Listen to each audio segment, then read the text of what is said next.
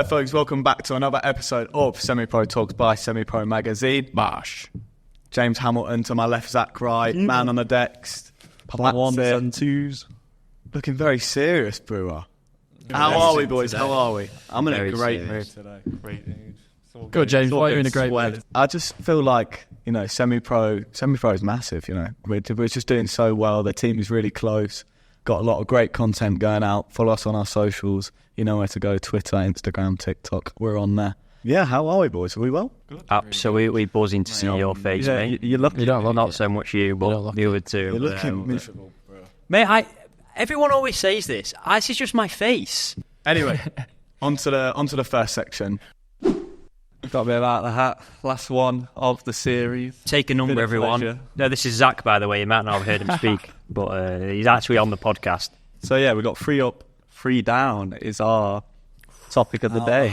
And Brewer, I mean, you must have some strong thoughts on this. I'm going to take the reins from James this episode of being really the embarrassing one. Because my opinion changes on it depending on which league my favourite team. There you go. Because started off here. realistically, Notts are in the National League and we are getting 106 points, but Wrexham get 110 and push the league, and then we have to go through the playoffs where we basically try our best to bottle it. I'm like, why are they not 3 up, 3 down? Look at the levels. And now I'm in League 2. I'm like, I do not want 3 up, 3 down because there's more chance of me getting relegated. Sorry, listeners, and I know you're all thinking, who's this idiot? And you'd be right, but it could be good. But then again, it's like you look at the team sort of in the National League now. After the National League now. The big boys have gone. Yeah. I think you've hit an important point whereby a lot of fans across the country will be conflicted about simply because of the position that their various club is in. People are going to have a different thought on whether your club's doing well or your club's doing bad. So whether it's 3 up or 3 down is just depending on what I say is there's definitely arguments against, but until we had a very pretty much a one-off year where 2 incredible sides broke 100 points, we weren't really discussing the topic at all. It wasn't really coming up much. And to be honest, it's not really been discussed this year that much because Ches is so much better. Yeah. And but then also, second place didn't go up in that league, and obviously they still finished about 10 points ahead of third. So Barnet. In terms of safeguarding the rest, the lower leagues, now that it could be impact on there, it's good to have some bigger clubs left in the national leagues. If you've got 3 up, 3 down, and you've got 2 automatic places instead of just 1, there's always that chance you could retain a stronger following club in the national league, which always is going to have a knock-on effect to the rest of the clubs in that league, and then onto the National League North and South. What I would say to a team like Notts County is you went to Wrexham away, missed a penalty, didn't you? And you just think, if you win that game, then things will be different. Oh, yeah, what a shame. But anyway, great moment, I think. Yeah, but it gave us the violins out. It gave us because realistically, that penalty, that penalty had absolutely no impact on the league result whatsoever because we had to win that game and there was only to draw. We had obviously scored the free kick to go 1-0 up. If we would have won that game, I'd be picking that as my best ever football moment. Ben Foster, what a guy, by the way. I don't really hate. I like to take the mick out of Wrexham a little bit, but they you don't get 110 points and don't break the National League record and don't deserve to go up.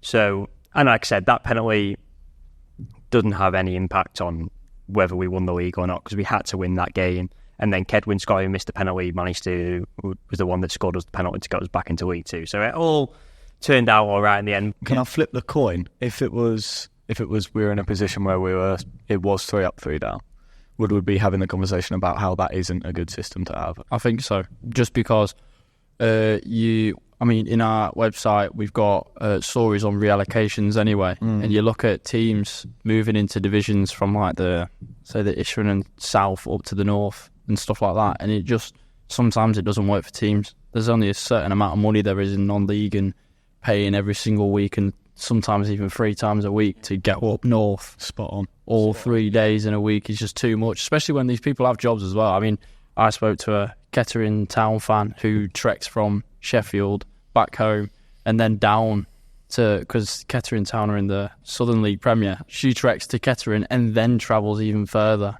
And fair play to do it like every single week. It's absolutely incredible, but not every fan can do it. Yeah, so, and I think like another important point on that is a lot of like when they talk about 3 up, 3 down is a lot of mainly about the National League going into League 2. Yeah. With that, it's not a problem because you just have 3 relegations from League 2, right?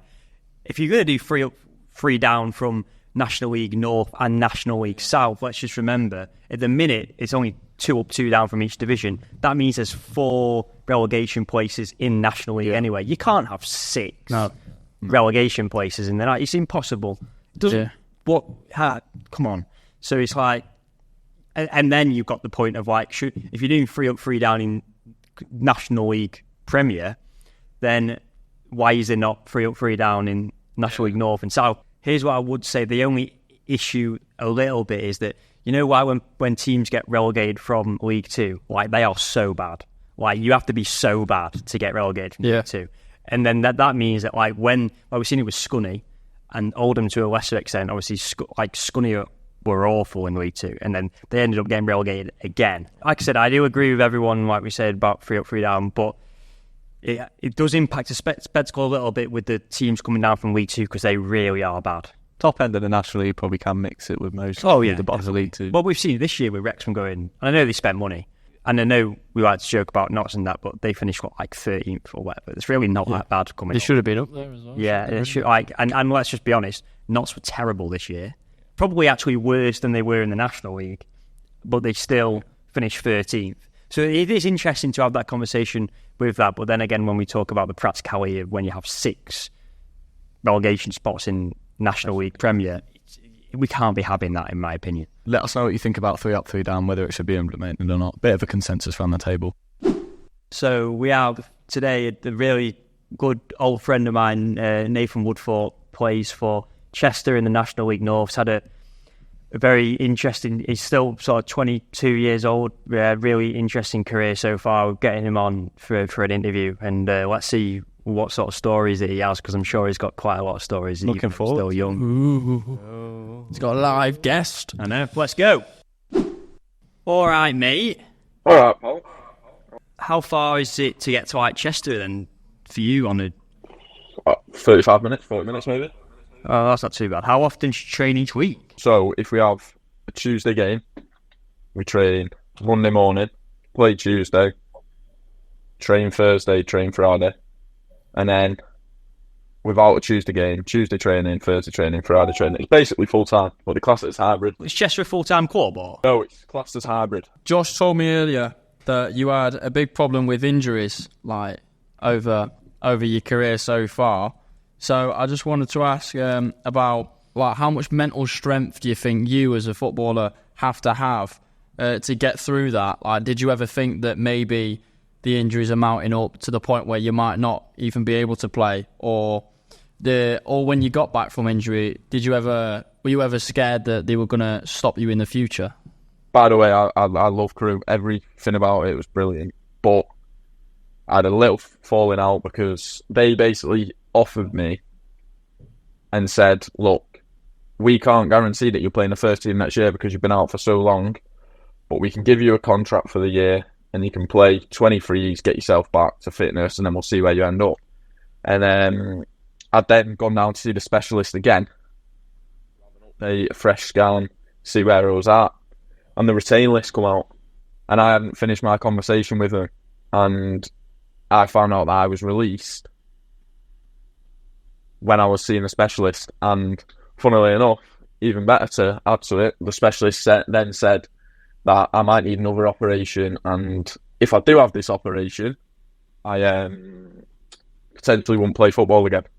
Mentally, it's draining, it's horrible. I went a bit mad over the summer, put on loads of weight, and then you just feel like you're not getting out of this. You're not getting any luck. I could have been playing, I could have had a new contract, could have played multiple games in the league, and then I've not got a club. I'm injured. I've been told that I might not play again. I've been told that I need an operation, and just I was all over the place. obviously we want to like go like way back, because like when we started and we was playing football together, we was like 6 or 7, and obviously you got scouted like really, really young. So just want to take us through like the early years of you sort of like getting into football, playing football, and then obviously when you got scouted by Crewe. So, funnily enough, got a good little story from when I went on trial at Man United once. I was at United and I've been doing really well. They had like a shadow squad, and then on a Sunday you get invited to go to, I think it was the Cliff at the time, their old training ground, and you go and play. So I was doing really well, and I'd gone to the Cliff a couple times, week after week. And this one time, it was someone's birthday on the Sunday, so I've been invited to the birthday party, and I said, look, I've been there a couple of times, I was doing well, I'll just go to this birthday party. So I rang up and told United about it, and they turned around and said, he's not committed enough. I was probably 9 at the time. That's a joke. It's ridiculous. So it led me to Crewe, and it's not, they are trying to mould you, yeah, but it's not relentless moulding. It's a good steady pace at Crewe, and obviously that is why they're obviously one of the best academies in the world. Wow, that is certainly an interesting story, and something that we'll have to discuss. Very surprising that how can you be? I'm still sort of flabbergasted about that. Yeah, like 9 years old. That's old. crazy. And then this is like about academies at like a really, really high level, sort of Premier League. Yeah. How can someone not be committed when they're 9 years? A bit of perspective, right? When you're 9 years old, right? You're out what in the park with your lads. Yeah. Kicking ball, Bit of Xbox. you don't give a monkeys about your life at the minute. You know, I guarantee all the people around our table, if you could click your fingers of going back to being 9 years old to have the freedom of life, you'd take it in a heartbeat. This lad, he can't even go to his mate's birthday party without Manchester United saying, "Look, lad, you're not dedicated enough." One day, Barry Neville waiting for him. this is Manchester United. His footballing ability doesn't change because he goes to a birthday party or not. Do you know what I mean? 9 years At old. 9 years age. Criminal. So this is what, like 10 years before we're even talking about potentially going into the first team. 9 years old, and that is just Premier League to a T. Yeah, 100%. 100%. It's like it's like so. It's like almost like a film like snobbery, sort of like, oh, well, he's not going to a birthday party. Mate, he's 9 years old, and I'm sure we can all. And I know there's always a joke about when you thought I was someone in primary school, and you're like, you're not coming to my birthday party, whatever. But birthday party is like a big thing. Yeah. At 9. At 9. Everyone's there. The parents are there. Obviously, it is easy to say, oh, I'm glad that I know we talked about it, but I'm glad that you ended up at Crewe, and it's easy to say that because obviously that's how it turned out. But there is when you hear stories like that, and obviously Man United, huge club. But when you do hear stories like that, you're almost like, I probably might almost prefer to be an academy like Crewe Alexander, who've got a great academy. Yeah. But in that respect, you've almost probably, for part of you thinks, yeah, I could be at Man United, but I tell you what, it's a lot of a better life and a better lifestyle, even at such a young age. When I'm at Crewe, and obviously he was at Crewe for, we said he got scouted about 8, and he was at Crewe till he was 20, sort of 12 years of his life. So, and he says to us, and he said he loves Crewe. He absolutely loves Crewe, and that's very important. And I think that's good, got him in good stead for his life. But there's no guarantee he might have made it if he stayed at Manchester United, because that relentless pressure and, like you say, just stopping people from even doing basic things like that can probably break someone by the time they get to 14, 15. Where's the separation in his life between being in absolutely 100% dedication to a football club that is not necessarily going to be the end, be all and end all of his life, and him having the memories of your best friend's birthday? Where's the balance between real life and this expectancy from Man United for him to be always there, always performing? I think it's wrong. I would never be able to get past that idea of like someone being, you're not dedicated enough at 9 years old. He won't even know enough. No. Yeah. Football. I mean, I'm like, every single day of his life, even when he's not a trainer, at that point, all you want to do is play football. Yeah. And for the fact that someone's turning around to you and saying, just because you you go to one birthday and they're saying that you're not dedicated enough at 9 years old. How many times do you reckon he trains a week at that age still? I reckon it's still 4. Yeah. Four times. Could have been at the party for 2 hours, got back and got to training. Manchester United, grow up. No wonder you finish 9th every year now. I move on to, obviously, you mentioned about your dad there, by the way, what a guy. And I was having it, obviously, like, in like football and also in life, you know, like when you've got like a dad that's sort of is well known or has done well in the profession that he's going for. For you, is there ever a bit of you that almost wants to better what he's done, or like something that maybe drives you forward? I think that'll be hard now. I mean, he's played in UEFA semi-finals, so I think that'll be very hard now. Sense of bettering what he's done, because what he's done's for anyone, let alone myself. But he has guided me in a very good place and set me probably a lot more helpful having him and going into football than it would have been for other people that wanted to play football and didn't have someone that had played. So he set me in good stead, but not so much about bettering what he's done now.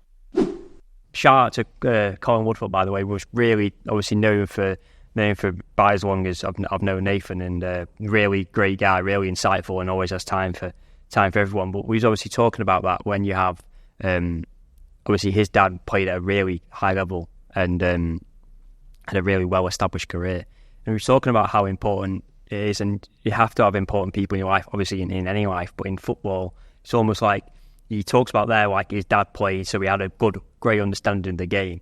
Do you all think how much of it's a big advantage and really good that when you have a dad that's played at a high level, because he almost knows what it takes? I'd certainly agree with you. You know, if you've got someone in your life that's of a constant inspiration and, you know, a drive, I feel like what I will add to it is this kind of a double-edged sword. So maybe Nathan feels like there's a little bit of pressure to reach where his dad got, maybe. But at the same time, 100% agree with you. You know, the fact that he's got someone to look up to, someone to guide him through how to play in certain positions, how to manage a football game. I think, you know, you'd rather have it in your locker than not have it in your locker. Yeah, you know what I mean? I mean, the fact that his dad's obviously a bit of a Chester legend as well. Yeah, he's at Chester now. Like, he's already from the off probably going to have a bit of credit in the bank from fans. Like, they're going to give him a bit more acceptance. Not that he probably needs it, because I'm sure he's a great player. But, you know, like you say, we see plenty of examples as well where it goes a bit the other way. Like, load of players playing now who the dad's like, kind of legends, and they don't quite go like Wright Phillips. So it can be a bit of pressure, but I'm sure, like I say, he's got a good bit of knowledge to feed off for sure. Obviously, Nathan plays left back as well, and his dad used to play left back, so he's got help in that sense as well. I mean, the almost football IQ that you'd have from your dad playing in that position as well is just going to be massive, isn't it? I mean, you're going to already have a bit of a head start, which is, you'd want it more than not, but also it's not be all end all. Like James says, I think James is spot on really in terms of you would rather have it than not, but maybe sometimes it makes the players that don't have it more special. The Chester thing's a very important point, and obviously I'm not sure that the clip will make it into that bit of the podcast, but obviously with his dad being very like Chester legend, people thought, it's just his dad getting him in at Chester. And then I think when he said to us about how Chester, his dad had no idea that he was signing for Chester, and then it sort of like it must have been such a great surprise, and it must be must make his dad really, really, I know it sounds a bit soppy, but really proud, because obviously to have your son playing for the same team that you're so well known for, it must be such a good moment for him, and I'm so sure that he, obviously, when he goes to watch Nathan play, it must be really good for him. I was playing a 23s game, went in for a block tackle, and did something called an osteochondral lesion, which is like a fracture, but it was in a really awkward part of my ankle. So I had an operation on it, and went to see, the best specialist round here, seeing him, and operated on it. Came back, I think it was about 6 months later. Came back to Witton Albion. played, but I wasn't quite myself. I was unfit, but I did all right. And I came back, and then that's when I played my games for Crewe. And then on the, I think it would have been the 20th of December, played a under 23s game against Wigan, and it just like, I knew straight away that I'd done the exact same thing, or it hadn't fully healed within my head. So this one was a lot tougher because I was running out of contracts at the end of the year. I just played 2 games. There was loads of injuries at Crewe. The manager told me that I was going to start games. I was going to be playing. So it hit quite hard. I had an operation on the 4th of Jan, so it was a quick turnaround. And I was trying to get back for the end of the season just to, get some games in, because the club had a lot of injuries and there was a chance for me to play games. And I went to London for this one. I went down to see the best specialist in England. He operated on it, and it just wasn't quite plain sailing. It wasn't getting better, and it just almost, I knew that there was something still wrong. Wow, what a story of coming back from all those injuries. And obviously, I knew that he'd obviously had really bad luck with injuries. I didn't quite actually know until I spoke to him then how much of an impact the injuries had on him. Obviously, you see all the time of like people with that have really recurring injuries that really affects their career. We talk about mental strength, and especially when you do the same injury twice, and it's such a important injury, and especially like when he goes and he says he's not sure whether he's going to be playing again. How much mental strength must that have taken him? You speak to him, he knows he's got the talent to play at a good level, but then something that's completely out of your control is stopping you. That must be so grinding on you. And obviously he speaks about it must be just grinding you down every day. And frustration obviously probably comes to mind for him. I mean, like you say, when it's not only just a couple of major injuries that are different areas of the body, when it's like the same one, there's obviously going to be that probably a bit of anxiety, a bit of doubt whether am I ever going to get over this? Am I ever going to get a stretch of 10, 20 games, a full season of playing consistently, or is it just going to be another setback? And obviously when he drops down from being at Crewe as well, again, that mental fortitude to be able to go, well, we'll go at it again, and fair play to him for obviously turning it around. What he said about what happened at the end of his time at Crewe, where they were still having conversations and they said they'd give him a year, and he did say all due respect to Crewe, he still loves Crewe, but that just must be soul destroying when you find out, when you're still in conversations and then the retain list is out and you're not on it, and especially when they've not had the courtesy of, well, I'm saying he's a much better man than me, maybe, than everyone else, because the fact that he still comes on and says, I love Crewe to bits, even though when it ends and it's like, I didn't even get a text, and it's like, that's 12 years of his life there, and he said it right, he said that's the world of football, because they almost like use you and then just throw you away. I think we can broaden this into the world of professional sport. I think that when athletes in general get injured like that, we talk about mental strength. I don't think that's highlighted enough in any profession. I feel like to come back from that, let alone to get over it in the first place, is well beyond what any non-athlete person, would ever imagine it to be. To be down, to be thinking about reconsidering your whole life journey, to be reconsidering your career path. Am I still playing football? Where's next for me?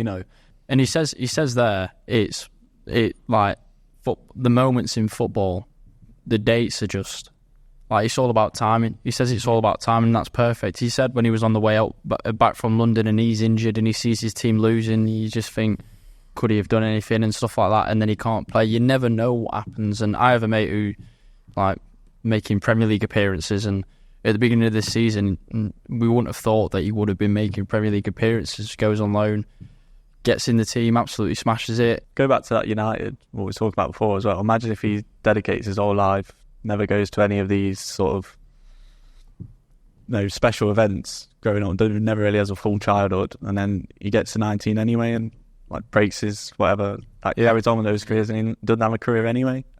Yeah. In the interview, he mentions that, you know, some of the injuries that we hear about football players having is preventable, as in muscle injuries. This lad, right, has had something completely out of his control happen to him, and his life has just been turned upside down by this one moment that was completely out of his control. And it's such a feel-good story because obviously at the time, it is awful. But what a feel-good story. He's over a year out, and now he's playing at one of the top clubs in Step 2. It is really incredible. So, yeah, well done to him. And obviously I'm sure we'll be looking out for his career and Chester next year. He's had his contract extended with taking the option up by Chester, which must be really satisfying for him. Big moment for him, so well done. And like I said, thanks for coming on. Yeah, massive shout out to Nathan. Thanks so much. I don't want a last minute debate. We'll try and rein it in, but yeah, we'll see. A listener of the pod in our previous episodes has written in and asked the boys to answer the question: what type of play should non-league teams adopt? I'll pose it to you. Should we be looking at possession-based teams? Should we have it where the old English 4-4-2 is adopted? Should we have it where you've got a lone striker? Possession-based works brilliantly if you are one of the top 3-4 teams that you have the better players than better players. Because I'm just letting you know, like, if you try and play possession-based football with a team that's got like the 20th best players in the league, you are going to get slapped because your players ain't good enough. The players that you're playing against are better than you. You're not going to be able to keep the ball effectively for a large part of the game against players that are better than you. It's not going to happen. So what are you saying that they should be playing like instead? I would be saying, well, it's all. So you've got to take into account. So what I would do is, if I had maybe a team that's like 15th best, and I'm coming up against players that are clearly better than us, I would be obviously counter-attacking. Reliant on the counter? Yeah. Because you ain't, first of all, for the whole game. Well, you're going to have to, because if you're going to be under pressure because the players that you're playing against are better than you. You're not going to have as much of the ball anyway. You can try and play as much possession-based stats as you want. You ain't getting more of the ball against a team that are better than you. It ain't happening. So you can forget it. And so forget about it. I would be focusing on counter-attacking, on sort of having a quick striker, but someone you have to have in a team like that. You have to have someone that's going to take your chances, because you ain't going to get a lot of chances a game. You make a very good point, because the transition, if you're playing counter-attacking football, has to be efficient. It has to be clinical. And if you don't have that, if you don't have that, then you're not going to A, score, and B, win games. Yeah, but I don't think you'd be reliant on. I don't think you can be. You have to aim for possession, surely. But you ain't going to get it. You ain't going to get the possession against players that are better than you. So you have to make sure that you are ready for that counter-attack. But you ain't going to get the ball. You've got to be able to compete, bro. Yeah, I agree. But you can try and play it around the back all you want. But you're going to shaft yourself, because you ain't going to get the ball. The divide is not as big as Man City versus Luton.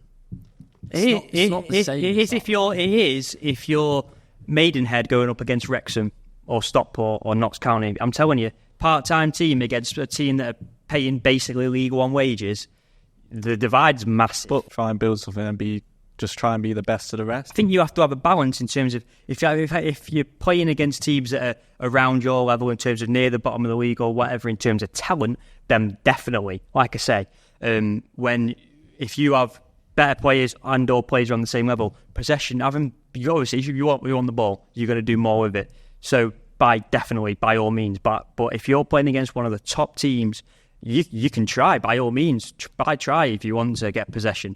But first of all, you ain't going to get the ball, and when you do have it, the team is better than you, so they're going to take it off you. So you have to look at other ways to win. You can't just be like, if you've got like the 16th best squad, it can't be plan A. We're going to try and keep the ball, because this ain't going to work in big games against teams that are better than you. It's just not happening. It's an old age debate, obviously, for the last few years. I mean, look at this season. Obviously, everyone's had a go at Burnley and company for trying to keep safe. That's exactly what I'm talking about. It's landed in the buying job. It has, and I don't know, but I'll tell you what, I need whoever recruited him. I need him, because his agent must be incredible. But that's exactly what I put. And I know you're dying to come back at me, But that's exactly my point. Burnley, well done for getting all your possession stats. You got relegated because it ain't going to work. You try and play possession against teams that are clearly better than you, you're going to get relegated. Not every the pitch is not always in pristine condition, and that needs to be near enough the most important factor of it. If you're going to pass it short, pass it always along the ground. I'll add to that. It's not as if we're talking about the likes of John Stones or people who can confidently pass the ball back about a non-league level. It's a beautiful game, isn't it? But should they go away from what most people would think non-league is, and every team just punting it to obviously not, because who would have thought a team like Notts County would have been a thing in the National League even 5 years ago? A team that will have 75% possession like that. Even that felt like a bit of a new story. Yeah, and it did work really well with the Notts thing. But like I said, we did have 75%, and that sounds mental, 75% possession. But again, our players are so much better than some of the teams some of the teams we were coming up against weren't even full time, and we're paying basically League One wages. So yeah, it does work. It definitely works. But it's all about having plan Bs and having other ways to win. That's applicable to every... I'm not saying possession doesn't work. I'm saying you have to tailor it to different games, because it's like not to go to the racecourse ground against Wrexham. You ain't going to have... You might... I think we definitely had more possession in the game, yeah. But it's no, I'm going to have 75% possession at the racecourse. And it's probably a reason why we ended up losing that game, to be honest, because we tried to play the exact same way as if we were playing against Maidenhead. You have to have other ways to win. So I'm still not sure what your opinion actually is. I feel like you gave a very political answer there. Yeah, well, here's my unfiltered opinion. Here we go. If you have much better players and you're on top, maybe you're at home, keep the ball, because eventually you are going to break and you are going to score, and you're also going to tire them out. That's why Southampton won the league. Do you think that if you have just better players, that as a team altogether, you can't play possession football? No, if you're up against a team that just has better players. I think that it's very risky, and that it's not the best way to win if you don't have better players in them. But I'd rather have a full team of I'd rather have a solid team than just pure individuals that can't like Man United. Looking at Man United, and they've got so many individuals that are brilliant players, but end of the day, as a team, they play shocking. Yeah, that's a very good kickback in terms of how. Because when you have possession, you do work as a team really well, and that's a very good point. I just think eventually it does come down to quality, like in everything really. But it's a very good point. But like I said, if in my personal opinion, if I was going into a game, and it's almost like when you play an FM, right? If you go into a game where you know they've got better players, you ain't going to try and keep the ball because you know you're going to get found out. So yeah, you want a good team. Obviously, you want one that works well, but in my opinion, if I'm coming up against a team that's got better players, I'm not going to be trying to play possession against them. I've absolutely loved doing this pod with you. It's been an absolute pleasure. I've loved all of the conversations, all of the debates. And it's all for you guys listening. We want you to continue to get involved. Keep looking at semi. Yeah, we got a lot of comments, haven't we? Oh, yeah. Once again, thanks to everyone that's listening. And thanks to Nathan today for sure, in the interview, and it's been really enjoyable. So thanks everyone. Thank you to everybody that, to highlight what Brewer just said, just thank you to everybody that's listening. Continue to look at our socials. That's the episode done. We've been Semi-Pro for Semi-Pro Magazine. Thanks guys. Very much. Thank you very much. See you later. Cheers.